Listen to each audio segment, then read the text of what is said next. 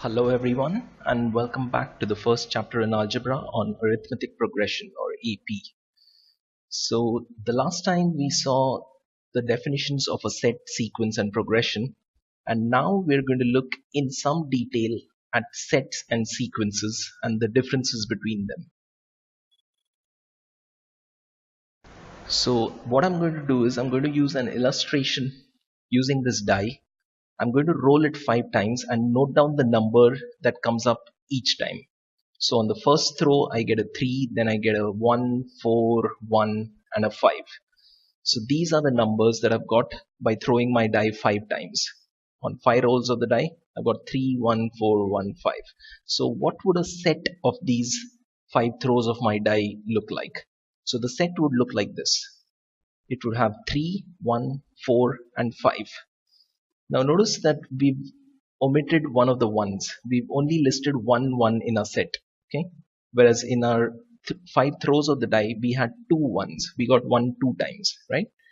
If you remember the definition of a set, you will remember the first line which said that a set is a collection of distinct elements. What that means, that you cannot repeat any element in a set. So that's the reason we have not repeated the one. We've only listed it once in the set. In contrast, let's look at the sequence of these 5 throws of our dice. So the sequence looks like this: 3, 1, 4, 1, 5. So now we've listed all the numbers that we got when we threw our die. So if you remember the definition of a sequence, it said it is a collection of elements, not distinct elements, just elements. So that's why we were able to write the 1 2 times in the sequence. But the second part of this definition of a sequence said that the elements have to be listed or arranged in a definite order according to some rule. But when you look at our sequence here, 3, 1, 4, 1, 5, it doesn't seem to be in any kind of order, right? It's not in ascending order, it's not in descending order. So there is no obvious pattern to these numbers. Or is there? So let's look at this number. This is one of the most famous numbers in all of mathematics. Okay, even people who do not know much of mathematics can identify this number. And if you have reached the SSC, you should know that this is the number pi. So the value of pi is 3.1415 and so on. It's an infinite number, so it keeps going on. But if you look at the first 5 digits of pi, 31415, this is exactly the same as the sequence that we had. So now we see that our sequence did indeed have a pattern. Its pattern was that it was following the digits of the number pi.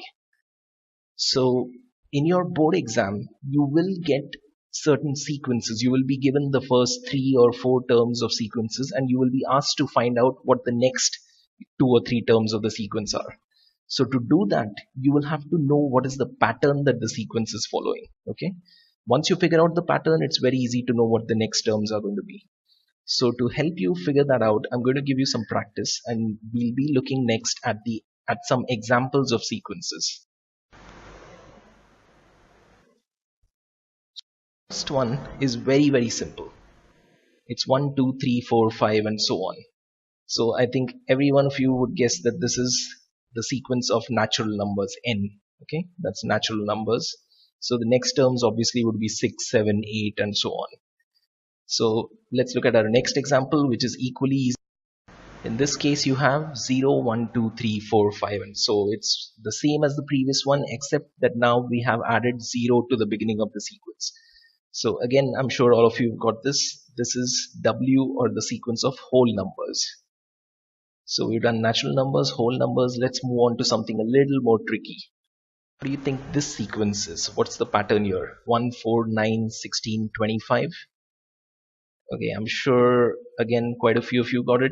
1 is 1 squared, 4 is 2 squared, 9 is 3 squared, 16 is 4 squared, 25 is 5 squared and so on. So this is a sequence of the squares of natural numbers. Okay, so obviously the next term would be the square of 6, which is 36. After that, the square of 7, 49 and so on. On to another example, which is not very tricky, but you might go wrong if you're in a hurry. So 2, 3, 5, 7, 11. Now if you're in a big rush during your exam, you might look at 3, 5, 7, 11 and say, oh, this is a sequence of odd numbers. But you would be wrong. because for one thing, there's no 9 between 7 and 11. So that should raise a red flag in your mind. And 2 is an even number, obviously. So obviously, this is not a sequence of odd numbers.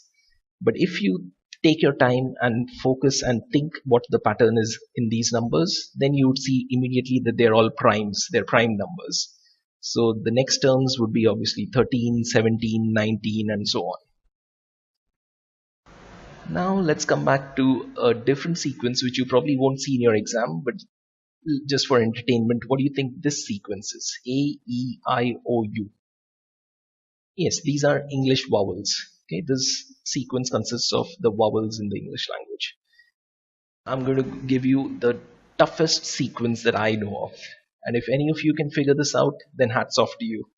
But or maybe you've already seen this before. So anyway, what do you think this sequence is? What's the pattern here? Let me give you a hint. ONE 1, TWO 2, and now you get it, right? The next one will be THRE 3, then 4, FOUR 5, 6, and so on. So this sequence I've made by taking the first digits of our first 10 natural numbers. And that's how you get OTT, FF, SS, ENT. So now it's quite obvious to you. So let's do another example which is very similar to. What do you think of this sequence? What's the pattern here? Can you solve this? One clue is that there are 7 elements. And what do we know that has 7 elements in it? There are 7 days in a week. So this is going to be Sunday, Monday, Tuesday, Wednesday, and so on. So these are the first letters of the days of the week. For my last sequence, I'm again going to give you a similar thing, and you need to guess the pattern in this. I think all of you should get this by now. A big clue is that there are 12 elements. What do you know that has 12 elements in it? The year has 12 months. So this is going to be January, February, March, April, and so on. So I've taken the first letters of the months of the year and I've made my sequence. So I hope you enjoyed this lecture, and I'll see you in the next lecture.